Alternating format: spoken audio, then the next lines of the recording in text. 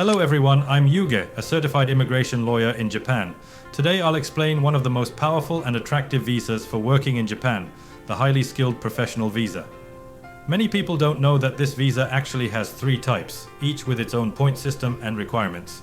Let's break down each one so you can see which one fits your career best. The first type of highly skilled professional visa, Type 1. This is for researchers, university professors, and teachers. It is for people who work at universities, research centers, or company R&D departments. Both science and humanities are welcome, but your work must be based on academic research. So these are key points you should consider about this type of visa. Your education, which should be master's degree or PhD. Achievements like papers, presentations, or patents. Annual income, age, and work experience. Your Japanese language skill is also important. If you have a PhD or refereed papers, you can get extra points. Now let's talk about the second type of highly skilled professional visa. This is for IT engineers, AI developers, system designers, consultants, translators, or interpreters.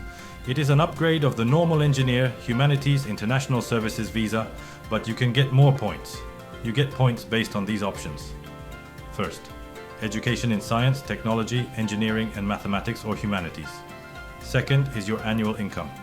For example, if you are 35 to 39 years old and earn more than 6 million yen, you get extra points. Third, work experience.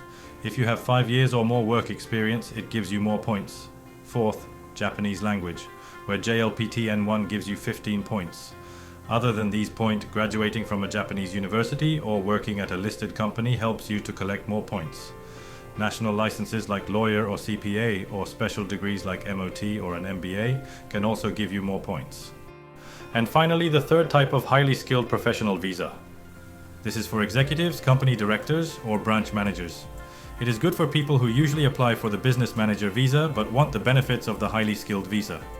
So these are key points you should consider about this type. About your annual income.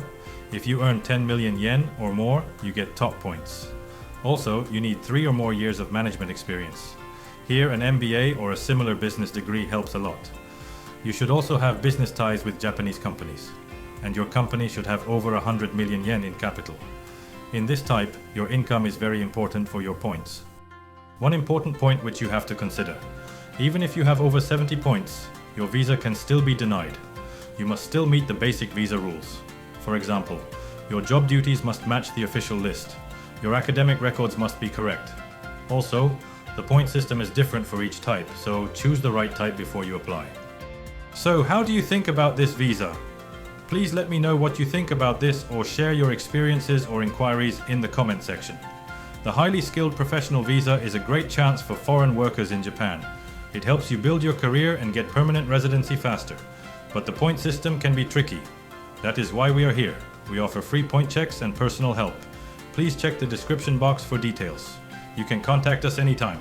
Thank you for watching and see you in the next video.